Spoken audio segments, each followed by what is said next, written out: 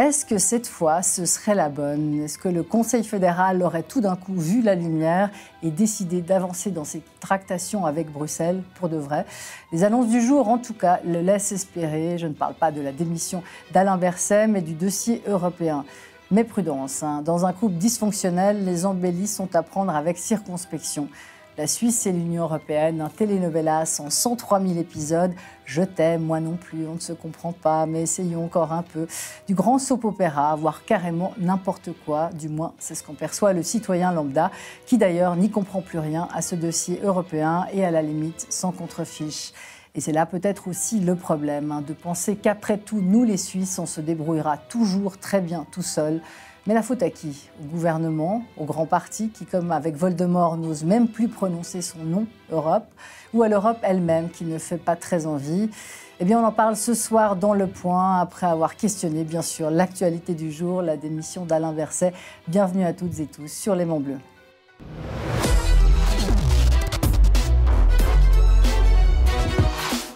Et bienvenue à nos invités ce soir sur ce plateau. L'honneur de recevoir l'ambassadeur de l'Union européenne en Suisse, monsieur l'ambassadeur Petros Mavromichalis. Bienvenue.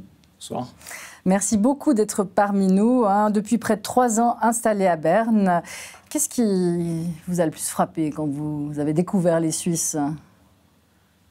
Je n'ai pas été particulièrement frappé à la découverte des Suisses. Là, c'est un pays que je connais depuis longtemps, que je visite chaque année dans le cadre de mes vacances pour visiter de la famille à Genève. Donc, ce qui m'a frappé, c'est à quel point Berne est une belle ville, bien préservée, où il fait bon vivre.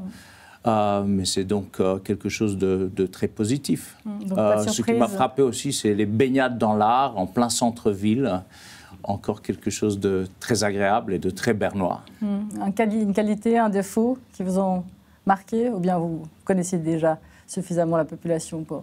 Je pense que je connaissais déjà. Je veux dire, si vous voulez absolument trouver un défaut, mais ça n'en est pas forcément un, je dirais le fait que les choses avancent extrêmement lentement. Peut-être je me serais attendu à un peu plus de rapidité dans le progrès des dossiers, en tout cas le dossier de la relation Union européenne-Suisse. Mais de notre côté, il y a une compréhension de notre part que si le partenaire a besoin de temps, il faut lui laisser le temps. Oui, effectivement, le dossier européen, c'est une preuve de la lenteur suisse, ou pas, c'est un problème en soi, c'est le sujet de notre émission. Simone de Montmollin est là, donc face à vous, la Suisse, ce soir, 3 parlementaires, les 3 principaux partis gouvernementaux. Simone de Montmollin, bienvenue. Merci, bonsoir. Vous êtes conseillère nationale genevoise en campagne pour votre réélection et pour le Conseil des États. Vous siégez à la Commission de la Science et de l'Éducation et de la Culture et vous êtes également vice-présidente pour la délégation pour la relation avec le Parlement français. Et évidemment, c'est votre conseiller fédéral, Ignacio Cassis, qui est en charge du dossier européen. Samuel Bendahan, bienvenue. Merci. Conseiller national socialiste vaudois, membre de la Commission de l'économie et des redevances. Évidemment, on va vous interroger sur la démission à choc aujourd'hui d'Alain Berset, mais ça sera pour dans quelques instants. Après avoir salué Manfred Buller, bienvenue. Bonsoir, merci. Conseiller national UDC, bernois. Vous siégez aux commissions des affaires juridiques et des affaires judiciaires. Et enfin, l'arbitre des élégances ce soir. Autour de cette table, ce sera vous, Richard Verly, bienvenue. Merci, Laetitia. Une plume archi-fameuse qu'on a très longtemps lue dans le temps. Vous êtes aujourd'hui correspondant international pour le journal Blick, chargé de la France et des questions européennes. Vous naviguez entre Bruxelles et Paris. Et cette question du jour, la démission d'Alain Berset, qui vient occulter les annonces. Pour une fois qu'on avait des annonces de la part du Conseil fédéral, justement, sur ce dossier européen. C'est en tout petit et en très gros. Il y a la démission d'Alain Berset. Eh bien oui, il s'est passé quelque chose à Berne et quelque chose que je crois on va commenter encore pendant plusieurs jours, puisqu'Alain Berset a choisi donc d'annoncer son départ à l'avance. Il ne part pas, il n'a fait qu'annoncer son départ, il partira à la fin de l'année, donc qui correspond à la fin de la législature. Écoutez, sur le plan européen, c'est intéressant, et d'ailleurs une question lui a été posée lors de la conférence de presse. Textuellement, je résume, Monsieur Berset, vous êtes rentré au Conseil fédéral il y a 12 ans comme pro-européen, vous en sortez sans accord avec l'Union européenne, qu'est-ce qui s'est passé? Alors il a éludé la réponse, il a dit qu'il restait un pro-européen, mais la réalité c'est quand même ça, c'est qu'en 12 ans de pouvoir, Alain Berset, pro-européen, socialiste n'a pas réussi à obtenir un accord avec l'Union européenne. Ça pose quand même des questions et je crois que c'est de ça dont on va débattre. Oui, exactement, sur les dysfonctions, le dysfonctionnement de ce dossier, mais avant, évidemment, sur la démission en elle-même d'Alain Berset, qui sera encore quelques mois un très grand conseiller d'État. Bon, alors, moi, je suis un peu étonné de ce que je viens d'entendre, parce que de reprocher à Alain Berset, pro-européen, d'avoir rien fait, de ne pas avoir réussi à avoir un accord avec l'Union européenne, alors qu'il n'était pas aux affaires étrangères, puis les socialistes sont très minoritaires, disons, c'est un reproche un petit peu exagéré. Mais enfin, il est président de la Confédération et d'un collège qui n'a c'est une présidence tournante, donc bien sûr, mais le collège, c'est le Conseil fédéral. Alors là, oui, effectivement, on peut dire que le Conseil fédéral n'est pas parvenu à trouver une solution globalement, parce que finalement, c'est toujours le Conseil fédéral, donc ça, c'est toujours vrai, c'est juste. Mais par contre, de reprocher à un de ses membres qui n'a pas le dossier, ça, c'est quand même... je dirais pas qu'on peut lui attribuer la politique européenne de la Suisse, on peut lui attribuer par contre la politique dans le domaine de la santé, et il y a de nombreux progrès dans ce domaine-là. Alors évidemment, c'est aussi une question de point de vue, mais Alain Berset, c'est vrai qu'il a symbolisé la réponse de la Suisse face à la pandémie, et je crois qu'on aime ou pas les socialistes et qu'on aime ou pas Alain Berset, ce rôle-là, il a été vraiment salué, il a vraiment joué, il a eu une stature d'homme d'État, c'était vraiment difficile, et c'est là qu'on révèle parfois dans ce genre de crise la capacité de quelqu'un de vraiment prendre ses responsabilités, puis de travailler pour le collectif. Je crois que ça doit être une période très dure pour lui. Il a vraiment su symboliser cette réponse et créer le plus possible, alors c'est pas facile, hein, mais le plus possible de cohésion dans notre pays par rapport à ça. Puis après, il y a plein de dossiers sur lesquels il a travaillé. Alors bien évidemment, des progrès sociaux dans plusieurs domaines. La question aussi des aides pour les primes maladie qui sont encore en discussion. Donc il y a toute une série de projets, de discussions qui ont eu lieu. Il a eu la culture, il a eu... donc c'est vrai que c'est un homme qui aura marqué la politique suisse par ses actions, par ses engagements. Aussi, c'est vrai que c'était dans un département vraiment fort. Donc voilà, quelque part, on peut déjà lui dire merci. Bien sûr, personne n'est parfait. Donc je pense qu'il y a aussi des gens qui vont critiquer le travail d'Alain Berset. Mais franchement, il a toujours été dans son mandat très apprécié par la population. Son travail a été reconnu. Personne n'est parfait. Mais franchement, parmi les conseillers fédéraux, moi, personnellement, je suis assez fier du travail qu'il a accompli et des projets qu'il a pu mener à bout. Alors, j'aimerais vous faire réagir simplement là-dessus. C'était toujours un homme fort, un homme politique particulièrement fort de la Suisse. Mais ça, la particularité suisse, justement, de ces hommes politiques qui démissionnent, ça se voit nulle part ailleurs, ça, en Europe. Monsieur Mavromichalis. De partir de son plein gré, alors qu'on est en pleine possession de ses moyens et en pleine, justement, possession aussi de son pouvoir. Il est vrai, c'est inhabituel de démissionner alors qu'on n'a pas de crise particulière qui aurait été mal gérée ou de raisons particulières. Mais enfin, le système suisse est ainsi particulier, tout comme il est inhabituel ailleurs de voir qu'un conseiller fédéral, normalement, ne quitte ses fonctions que volontairement s'il décide de démissionner et que par ailleurs, les conseillers fédéraux restent en fonction aussi longtemps qu'ils le souhaitent. Normalement, dans les autres pays que je connais, suite à une élection, il y a une alternance et très souvent, on renouvelle l'ensemble du gouvernement. Ici, en Suisse... C'est la population qui le fait. Spontanément, les hommes ou les femmes politiques ne partent pas de leur Voilà, sauf quelques exceptions problèmes de santé, familial, scandale, ou que sais-je. Simone de Montmelin. Devoir partir à l'inversé, qu'est-ce que ça évoque pour vous ? Alors écoutez, ça fait partie des événements de la politique suisse. C'est vrai qu'en Suisse, on gouverne par collège. Le Conseil fédéral est un collège. Et parmi ces collèges, eh bien, les membres ont une certaine liberté quant à savoir s'ils veulent poursuivre leur mandat ou s'ils décident de se retirer. Dans le cas de M. Berset, c'était quand même assez prévisible dans le sens où il a fait ses 3 législatures. Il a été extrêmement visible et il s'est beaucoup engagé. Et donc, pour assurer ce tournus, pour assurer cet équilibre aussi à l'intérieur du pays et ces équilibres nécessaires, eh bien, moi, ça ne me surprend pas. Ce qui me surprend plus, c'est effectivement le calendrier, puisqu'on est juste avant les vacances. Pourquoi l'annoncer maintenant et pas la semaine prochaine ou voire à la rentrée ? C'est la seule chose qu'on peut évoquer sur le sujet. Sinon, tout le monde s'attendait quand même un peu à ce qu'il ne réédite pas encore une législature supplémentaire. Est-ce qu'on l'a poussé dans son camp, justement, à partir ? Manfred Bühler?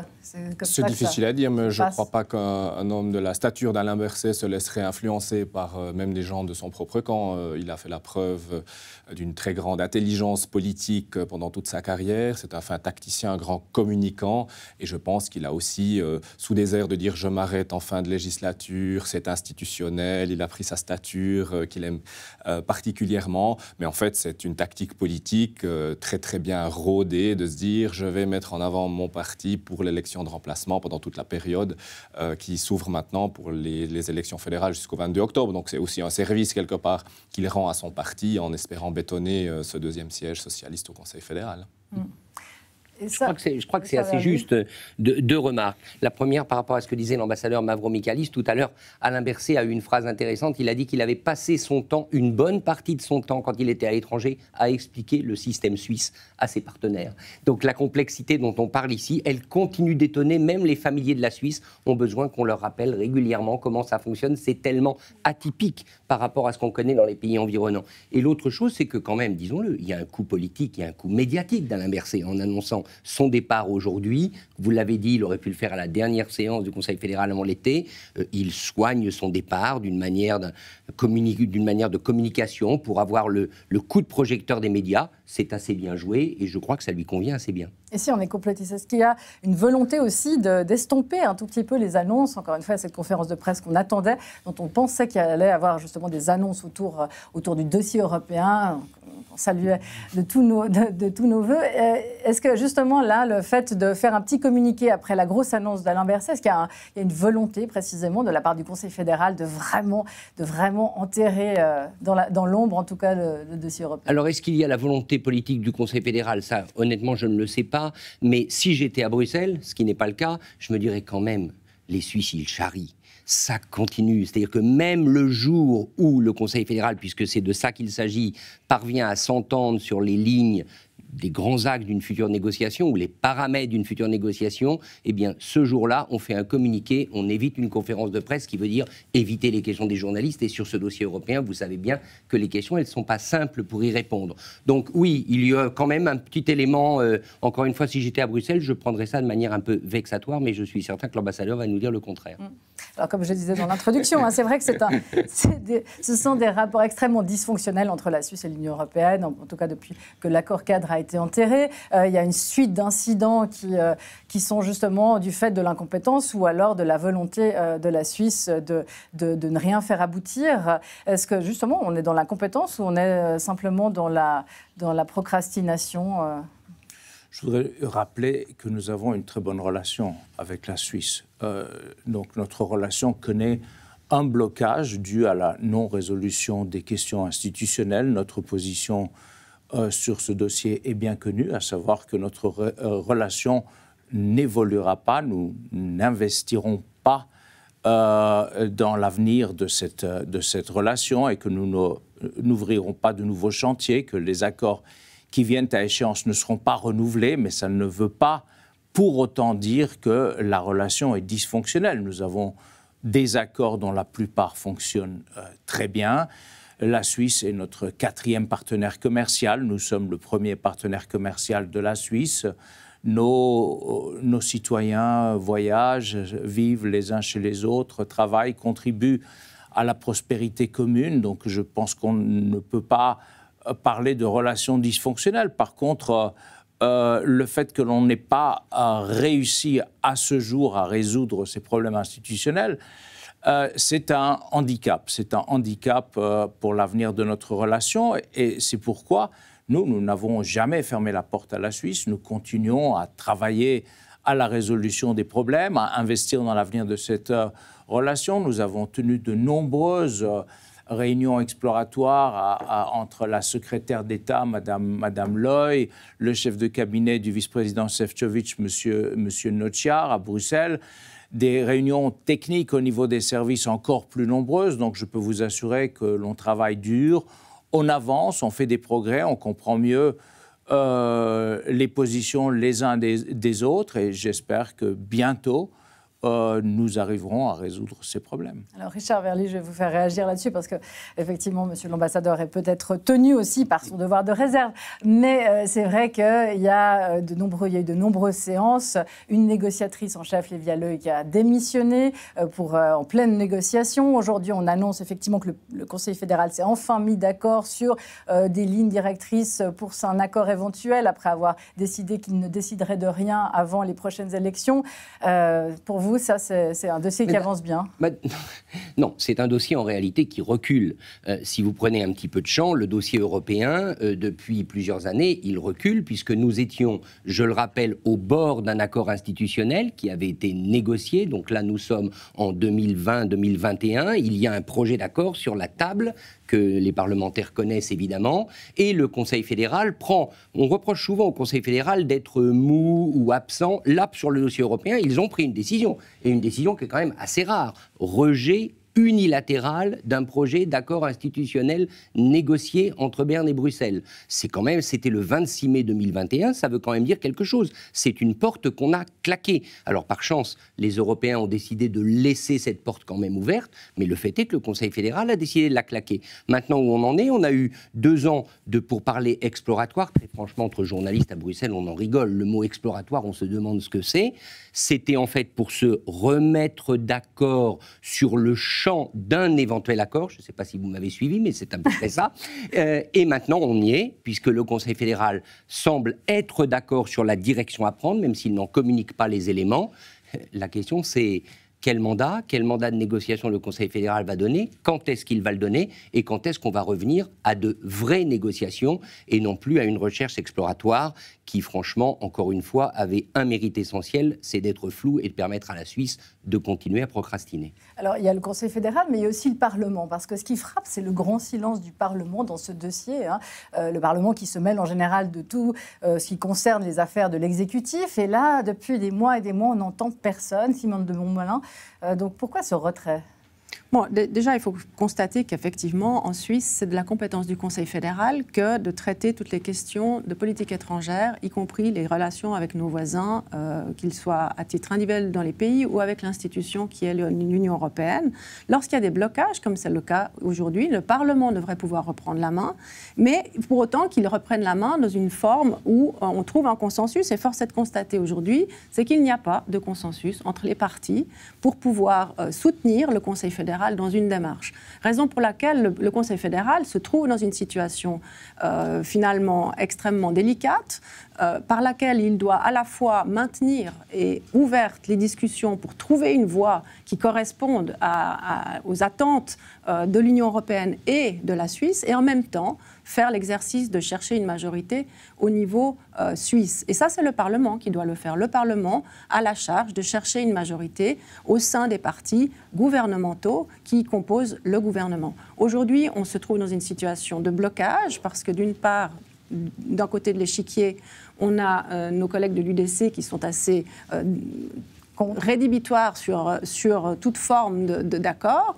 Et d'autre part, on a le Parti socialiste qui également est parfois un peu, je dirais, sinon paradoxal, voire même contradictoire. Pas vraiment Quant à avoir de temps en temps une position qui dit nous, on veut pratiquement l'adhésion à l'Union européenne, et puis par la voix des syndicats dit non, nous, ce qu'on veut, c'est en tout cas des mesures d'accompagnement encore plus exigeantes que ce qui existe aujourd'hui. Donc au fond, on est là, et pour le Conseil fédéral, c'est assez difficile de se trouver des partenaires fiables, crédibles, pour pouvoir avancer sur une ligne claire. Donc la première des étapes, c'est de constituer cette majorité solide sur la base d'éléments concrets, pragmatiques, et c'est là où je pense que très clairement, des négociations sectorielles par paquet qui nous ramènent là où nous avons des intérêts communs immédiats à pouvoir négocier ensemble, paraît plus crédible parce qu'à ce moment-là, les questions institutionnelles peuvent avoir aussi une pertinence de pouvoir être négociées dans ce cadre-là. Donc la voie bilatérale, la voie sectorielle semble la voie qui pourrait réunir une majorité. Sur cette question du débat, même du débat de l'opinion qui ne se travaille pas, parce il y a le Parlement, mais il y a aussi les partis. Samuel Bendahan, effectivement, le Parti socialiste a mis dans son programme même l'adhésion à l'Europe, mais ça ne fait pas du tout l'objet de la campagne. campagne. Aujourd'hui, on est en pleine campagne pour les fédérales. On parle de tout, sauf des relations avec l'Union européenne. Or, tous les dossiers quasiment qui sont traités aujourd'hui, que ce soit la migration, je vous donnerai après la parole, Manfred Bühler, que ce soit la migration, le pouvoir d'achat, sont complètement liés avec nos rapports avec l'Union européenne. Oui, d'ailleurs, franchement, en toute honnêteté, ça fait 2 ans qu'on a travaillé beaucoup sur cette question-là, qu'on a fait des communiqués, qu'on a fait des conférences de presse. On fait des conférences de presse, on fait des documents, on en parle dans nos congrès, on en a fait un point majeur dans nos congrès ces derniers temps. Donc de dire qu'on n'en parle pas, c'est vraiment une accusation assez difficile à accepter parce qu'on en parle vraiment beaucoup. On a beaucoup de gens d'ailleurs qui sont très intéressés à la question européenne. Mais je vais vous dire, en fait, le problème, c'est pas qu'on n'en parle pas. Le problème, c'est que on est face à une situation très compliquée qui est que nous avons envie de la meilleure coopération possible avec l'Union européenne. Beaucoup des accords qu'on a et qui vont expirer, qu'on pourrait avoir avec l'Union européenne, ça créerait une énorme valeur pour nous comme pour l'Union européenne. C'est vraiment un partenariat qui est mutuellement profitable. Mais quand on se dit, ben voilà, on a cette valeur en plus qu'on peut créer, on discute avec l'Union européenne, on fait des accords, ça crée plein de valeurs. On a ce problème de dire, mais en fait, cette valeur, comment elle va arriver au peuple suisse et est-ce qu'elle va arriver au peuple suisse? Et dans ces discussions-là, moi, ce que j'aimerais avoir comme discussion, c'est simple. J'aimerais pouvoir discuter avec Madame de Montmollin et puis d'autres partis de droite. Évidemment, l'UDC, je discute très volontiers avec eux, mais de toute façon, on peut faire n'importe quoi, ils vont de toute façon être contre. Donc, on sait que... Ah non, on va si pas vous faites juste, on va être pour. On va pas réussir. Non, mais on sait que sur ces accords avec l'Union européenne, vous ne voudrez jamais bosser. Et puis, le problème, c'est que les autres partis font un bloc... Enfin, un gros bloc de droite, monobloc qui va faire alliance pour les élections, UDC, PLR, Centre, etc., qui, au fait, du coup, est très, très emprunté pour avoir des positions différentes sur la question, donc qui seraient, des fois, vont vraiment dans la direction de l'UDC, parce que c'est un peu eux, les leaders de la droite au Parlement, c'est le plus gros groupe, et puis c'est eux qui dictent un peu l'agenda, c'est à droite. Et donc, on a des difficultés. Mais ce que je voudrais qu'on fasse, et ce qu'on voudrait faire vraiment, et qui serait très positif, c'est de se mettre autour de la table, et puis de dire, le travail du gouvernement, qui pensent qu'on peut créer de la valeur. Et le travail de nos partis gouvernementaux, PDC, Centre, PLR, PS, c'est de dire, arrive-t-on à faire ces accords et, dans le droit intérieur, à convaincre qu'on arrive à donner cette valeur aux gens pour que les gens, quand on fait ces accords, on ne se retrouve pas avec des gens qui travaillent, qui se disent « mais pourquoi mon salaire est baisse? Pourquoi ma situation elle est pire? Pourquoi je suis menacé ?» etc. Et je pense que comme il y a de la valeur en plus, c'est possible. Et je pense que plusieurs propositions qui ont été mises sur la table permettaient au fait de protéger les salaires. Et de ce point de vue-là, je tiens à le dire, on accuse souvent les syndicats de dire c'est de leur faute, etc. Mais au fait, le dernier grand papier de position de notre parti sur la question européenne qui propose une voie, alors moi je ne dis pas que c'est la seule voie possible, mais qui en propose une, c'est un papier qui est soutenu tant par Pierre-Yves Maillard, qu'on reprochait d'être anti-européen, que par Fabienne Molina ou Eric Nussbaumer, qui sont très pro-européens dans le parti, et qui a pour objectif 2 choses. Premièrement, rétablir le dialogue et enfin avoir un rapport avec l'Union européenne qui créera de la valeur pour le pays. Et deuxièmement, garantir que cette valeur, tout le monde en profite dans le pays. Et donc, moi, j'y crois à fond. Et j'espère qu'après ces élections, on pourra collaborer dans ce sens-là avec les partis qui veulent aussi ça. Et Manfred Bühler, justement, c'est la collaboration avec l'Union européenne aussi qui permet de garantir la lutte contre l'immigration, hein, le thème central sur lequel vous avez entraîné tout le monde, l'UDC, pour cette campagne des fédérales. Ça, on n'en parle pas un mot. Pourtant, évidemment qu'on a des attentes. Nous faisons partie de Schengen et Dublin en tant que pays, puisque nous avons adhéré suite à des votations populaires, du reste, à ces accords. Et malheureusement, on constate que ça ne fonctionne pas et que l'agence Frontex, qui doit assurer la sécurité des frontières extérieures de l'espace dont on parle, notamment au sud, avec la Méditerranée, ou à l'est, en direction de la Turquie, etc., ne peut pas faire son travail parce qu'il y a beaucoup de blocages, parce qu'il y a beaucoup de problèmes à ce niveau-là. Et la Suisse en subit les conséquences avec un afflux massif, malheureusement, de gens qui se prétendent pour la plupart demander l'asile, mais qui n'ont en réalité aucun motif d'asile pour venir en Suisse. Donc cette collaboration, elle est nécessaire. Nous la souhaitons dans des domaines où nous avons des intérêts communs, mais il y a un malentendu fondamental de base ici dans ce dossier. C'est qu'en début d'émission, tout le monde a eu l'air de regretter qu'on n'ait pas avancé, de regretter qu'on n'ait pas enfin pu faire un accord avec l'Union européenne, mais je ne pense pas qu'on puisse regretter cela, parce que l'Union européenne telle qu'elle est construite aujourd'hui, c'est une machine à détruire la souveraineté des États. Et la Suisse, en tant qu'État souverain, en tant qu'État piloté par la démocratie populaire directe, n'est pas soluble dans ce modèle. Donc tout modèle institutionnel qui vise à nous arrimer à ce système est voué à l'échec en votation populaire, raison pour laquelle notre position est très claire. Des accords sectoriels tels qu'ils ont été faits après le rejet de l'EE en 1992, donc toute la période de négociation des années 90 qui ont abouti aux accords de 2003, premier paquet bilatéral, c'est un chemin que l'UDC a soutenu et que nous pouvons, dans son principe, continuer à soutenir pour des accords sectoriels qui permettent effectivement de partager la prospérité, je dirais celle de la Suisse, parce que la prospérité de l'Union européenne, en ce moment, je la cherche un tout petit peu. J'ai plutôt l'impression que c'est une répartition un peu de la misère en ce moment, malheureusement. Alors, on va continuer justement sur les capacités de la Suisse à faire chemin vers Cavalier-Seul. Ça sera dans la deuxième partie de cette émission. À tout de suite.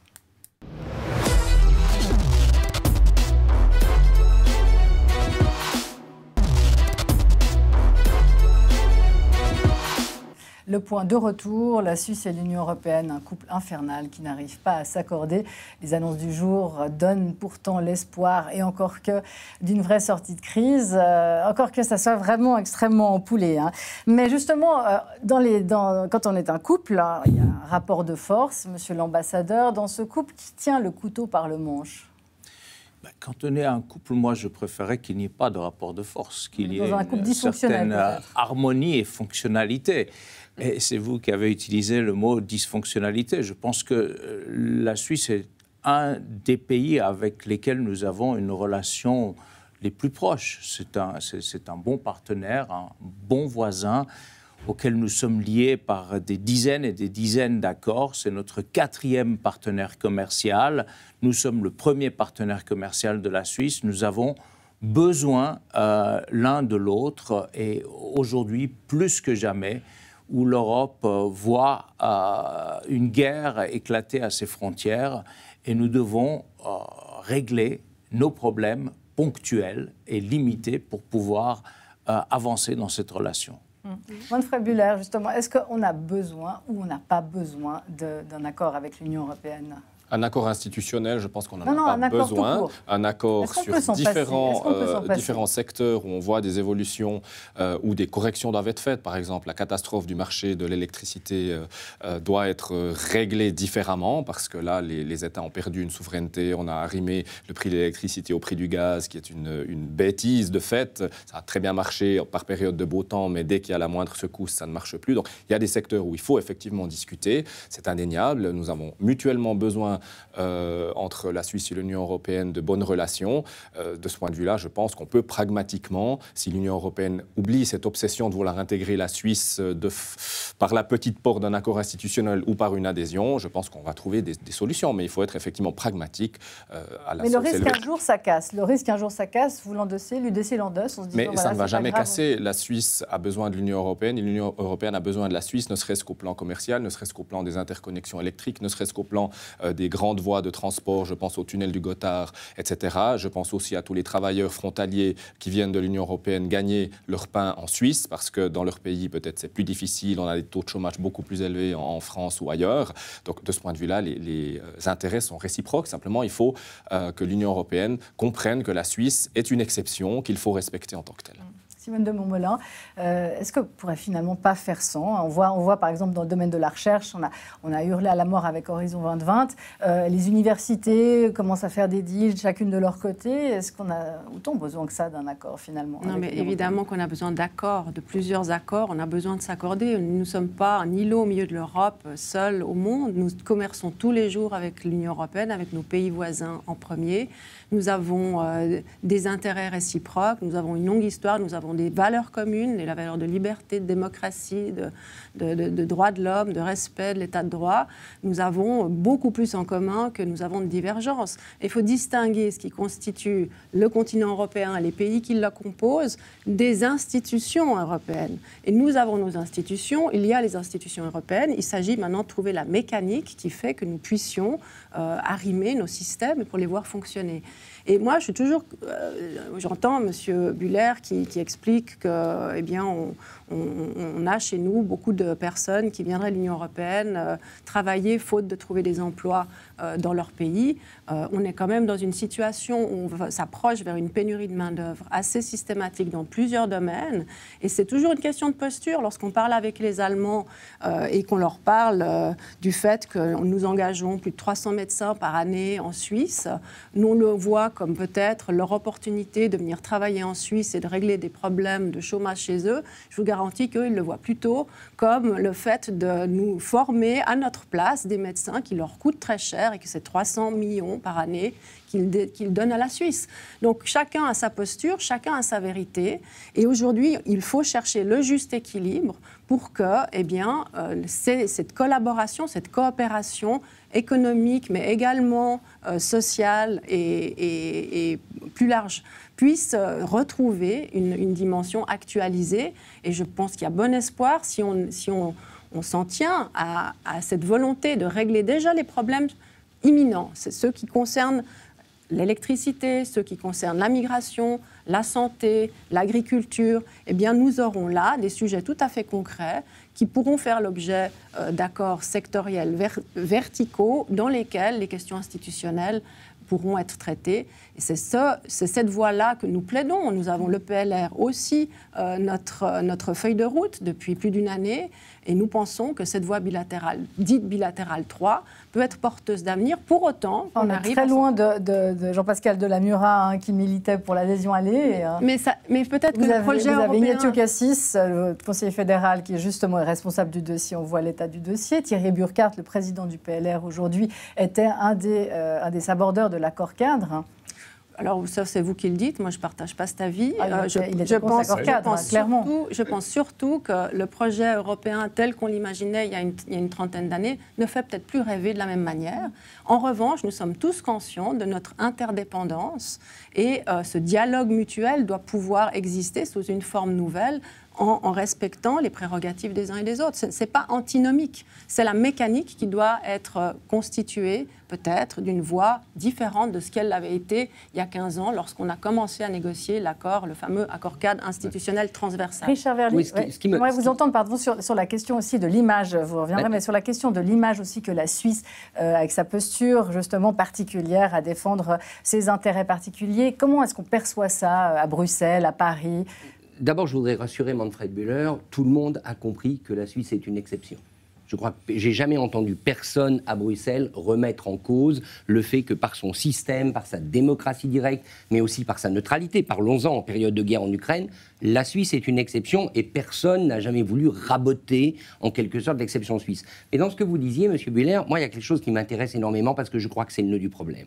Vous disiez, finalement, ça ne cassera jamais.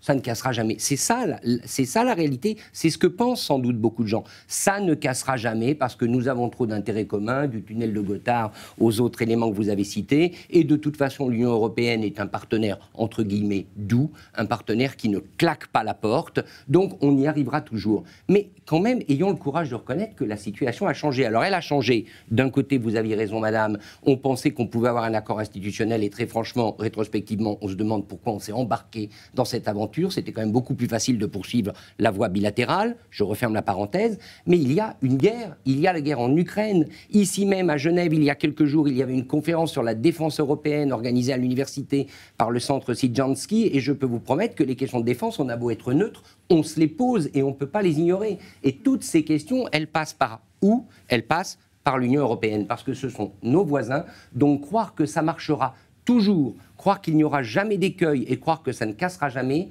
c'est quand même prendre un risque politique, et je vous laisse le prendre tout seul. Et le problème, dans ce que vous décrivez, c'est qu'il y a une deuxième illusion. Il y a la fameuse première illusion de dire, de toute façon, on va tellement bien, qu'on est tellement meilleur que les autres, qu'on va croire que ça va toujours aller, et qu'on n'a pas besoin des autres pour être meilleur. C'est évidemment c'est faux. Pas du tout ce que j'ai dit. C'est ce que vous donnez comme message systématiquement, politiquement. Et la deuxième chose qui est aussi une illusion, c'est de croire que quand on négocie avec un tiers, on peut arriver et puis dire, nous on veut ça,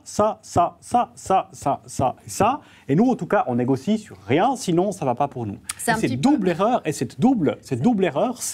c'est le problème. Parce que vous avez dit, Madame de Montmollin, vous avez dit, on n'arrive plus à faire rêver les gens avec l'Europe. Et moi, mon rêve à moi, c'est que demain, on arrive à nouveau à faire rêver les gens avec l'Union européenne. Mais on ne peut pas faire un rêve complètement délirant. Il faut un rêve dans lequel tout le monde peut gagner quelque chose.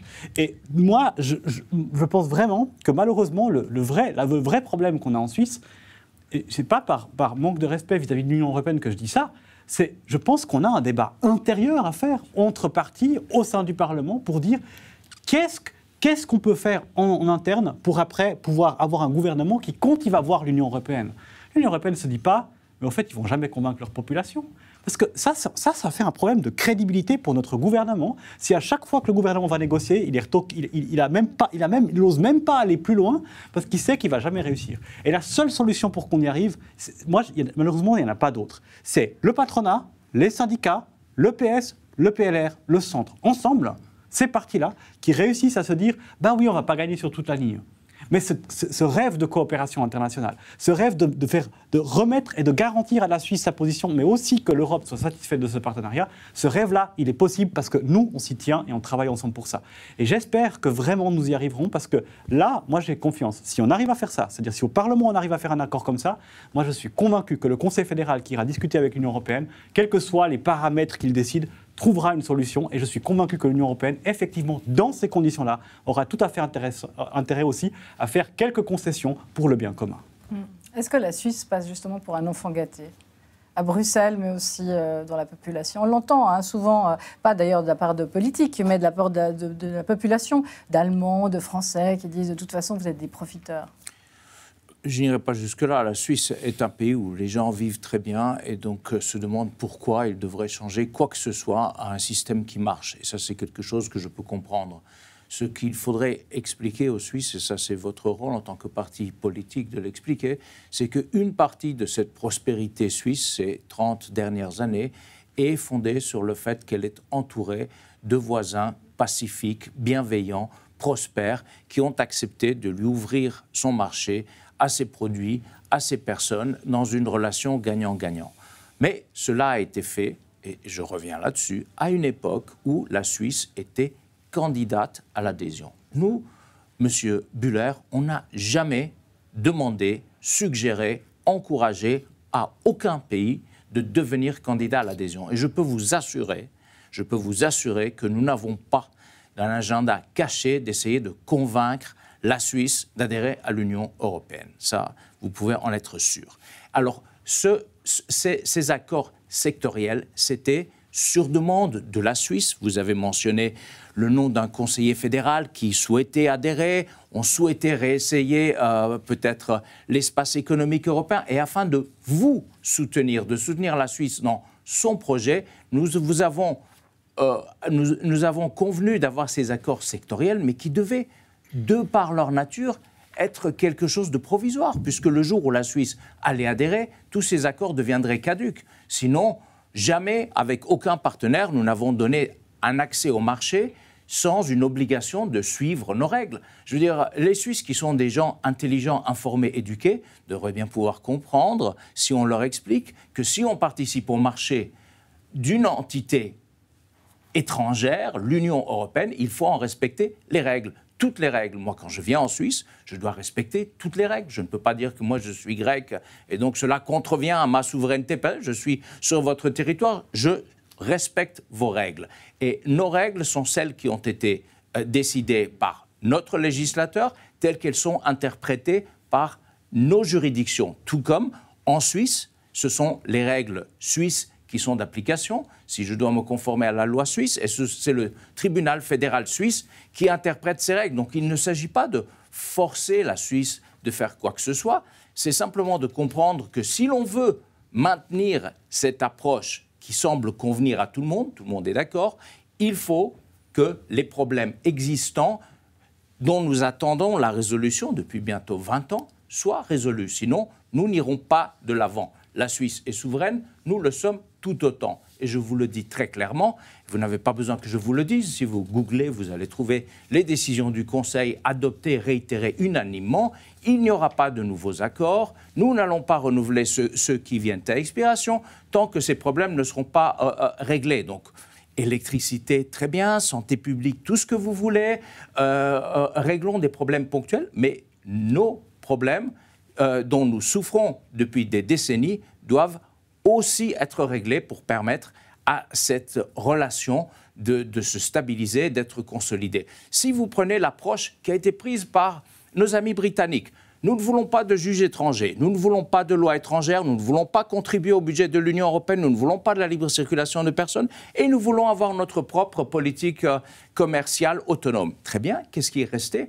Un accord de libre-échange basique où tout simplement on n'impose pas de droits de douane et de quotas les uns aux autres. C'est malheureusement vers cela qu'on se dirigera si ces problèmes ne sont pas résolus. Et ce n'est pas parce que l'Union européenne est méchante, parce qu'elle veut punir la Suisse ou parce que nous voulons faire pression, mais c'est parce que nous ne pouvons pas, sur le long terme, accorder un traitement spécial, un traitement de faveur à un pays tiers, même si c'est un bon voisin que nous aimons beaucoup. La Suisse ne peut pas être mieux traitée que certains de nos États membres. C'est aussi simple que ça. Et je pense que ça devrait être facile à faire comprendre au peuple suisse. Après, c'est votre décision. Vous voulez adhérer, ce serait possible. Vous voulez avoir un accord de libre-échange, c'est possible aussi. Vous voulez réessayer pour l'espace économique européen, la porte serait ouverte. Vous voulez garder ce que vous avez et le consolider, je veux dire, nous, on y met une condition, c'est qu'il faut que tout le monde joue sur les mêmes règles. Je ne pense pas que c'est quelque chose de déraisonnable, franchement. Je crois qu'on oublie un aspect, monsieur l'ambassadeur, dans ce raisonnement que je peux concevoir, c'est que même à l'intérieur de l'Union européenne, il y a énormément de différences dans le traitement d'un certain nombre de questions par rapport à tout un éventail d'exceptions que des pays ont négocié lorsqu'ils ont adhéré ou lorsque l'Union européenne a été mise sur pied, et donc il n'y a pas de raison d'être rigide à un point de dire maintenant on ne discute plus d'aucun traitement différencié de cas particuliers comme la Suisse, qui précisément, les choses ont changé depuis les années 1990. Bien sûr qu'il y avait une volonté du Conseil fédéral à l'époque d'adhérer, il s'est mis le doigt dans l'œil très fortement en pensant que la population pourrait suivre cela. Aujourd'hui on sait que 80 ou peut-être même 90% des gens ne le souhaitent pas. C'est donc une donnée du problème qu'il faut prendre en compte. Peut-être que le jour où l'Union européenne est 5 fois plus prospère que la Suisse et fait rêver. Mais il y a des pays dans l'Union européenne qui sont plus prospères. Là, ce n'est pas le cas aujourd'hui. Il y a un ranking, M. Buller, qui vient de paraître. Et le pays, le premier en matière de compétitivité devant la Suisse, c'est le Danemark. Et donc, c'est un pays de l'Union européenne. Précisément, qu'il y a beaucoup d'exceptions dans différents domaines. Je pense au domaine migratoire, où le Danemark mène une politique qui fait quasiment rêver l'UDC, avec des principes extrêmement stricts, parce qu'ils ont des exceptions qui ont été négociées dans ce domaine très particulier. Voilà, un petit pays riche peut s'épanouir, effectivement, mais il y a des exceptions et c'est exactement ce qu'on demande. Ça devient pratiquement la norme. Aujourd'hui, c'est vrai, quand on voit la bascule, d'ailleurs, c'est la Suède qui a un gouvernement néoconservateur, voire d'extrême droite, et qui est à la tête de l'Europe aujourd'hui. Il y a énormément de pays, justement, qui partagent aujourd'hui à l'intérieur de l'Union européenne les valeurs de l'UDC. Pourquoi, justement, ne pas rentrer dans cette communauté de mais une des valeurs principale de l'UDC, c'est précisément l'indépendance et la souveraineté. Et l'Union européenne, avec ses règles, avec la Cour de justice européenne, qui est effectivement un tribunal qui ne serait pas finalement dépendant du droit suisse et qui casse cette souveraineté, là, il y a un écueil majeur. Et je crois que l'échec de l'accord institutionnel a montré que c'était un des écueils majeurs, avec aussi des questions de protection des salaires portées par les syndicats. Mais la souveraineté, ce n'est pas d'imposer nos règles aux autres, c'est d'accepter ou de ne pas accepter des règles qu'on a négociées. Ça, je veux juste dire, effectivement, mais c'est vraiment important.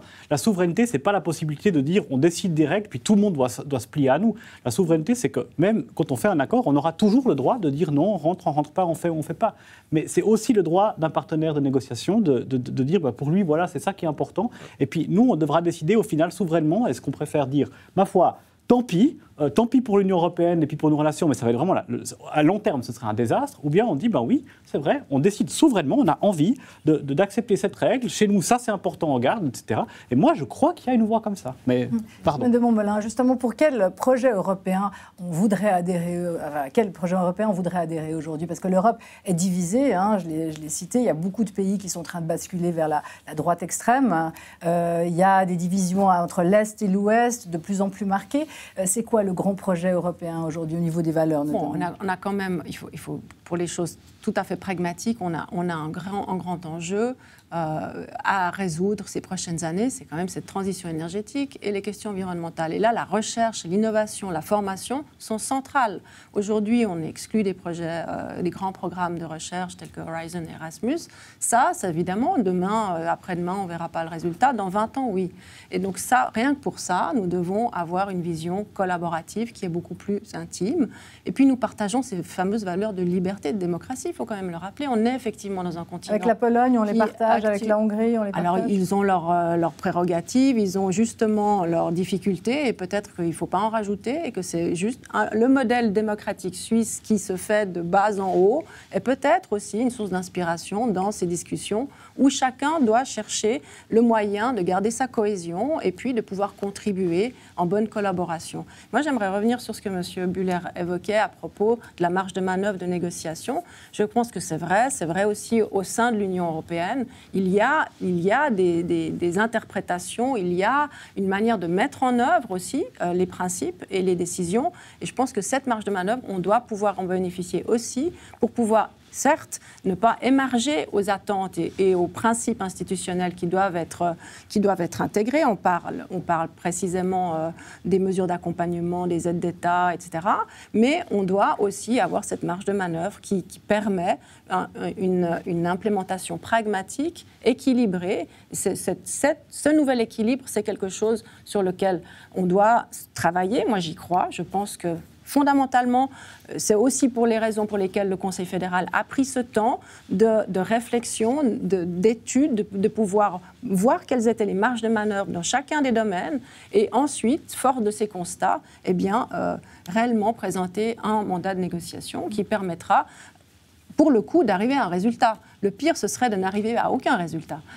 Et moi, je préfère me dire, on attend 6 mois encore, mais on est sûr, on arrive à faire des majorités et ensuite, on a véritablement un calendrier plutôt que d'aller faire du Winkelried avec l'idée qu'on pourra passer en force ou qu'on pourra trouver la solution qui nous convient qu'à nous.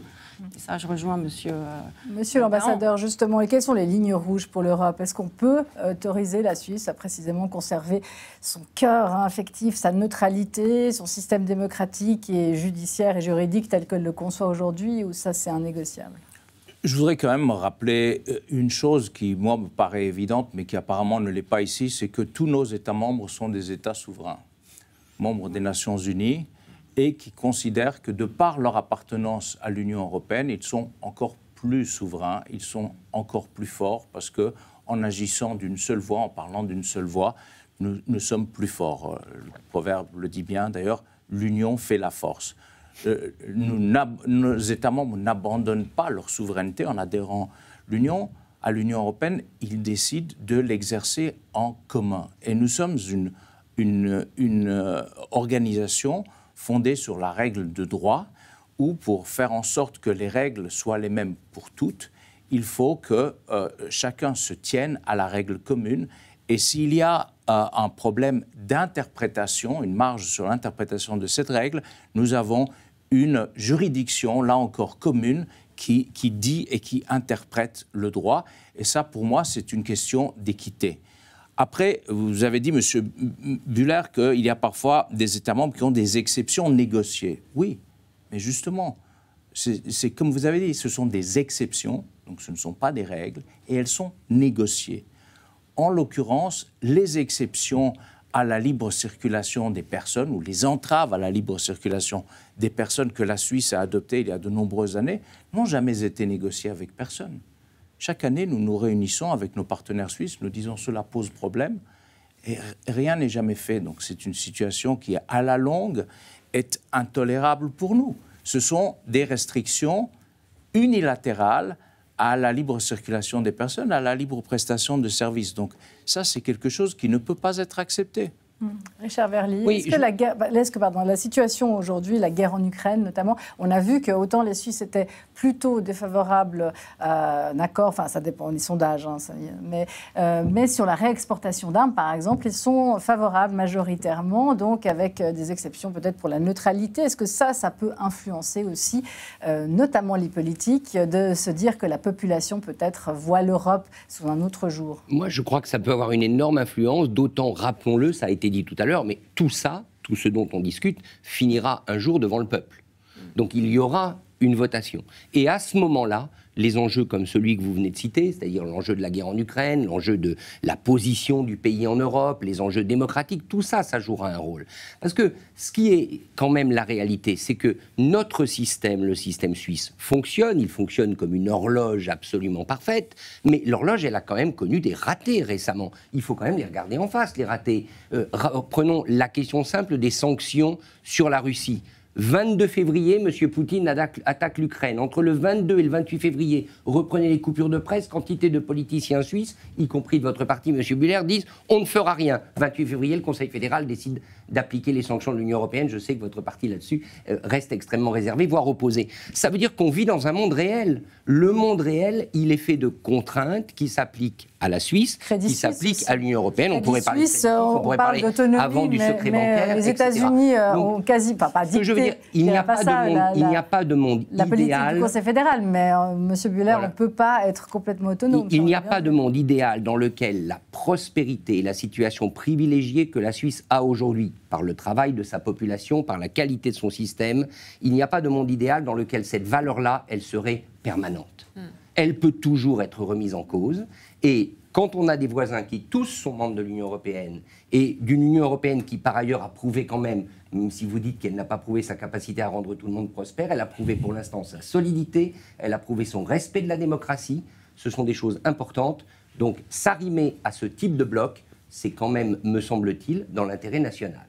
Alors, la Suisse a fait la preuve depuis 1848 qu'elle pouvait traverser des crises absolument majeures avec ce système extrêmement complexe.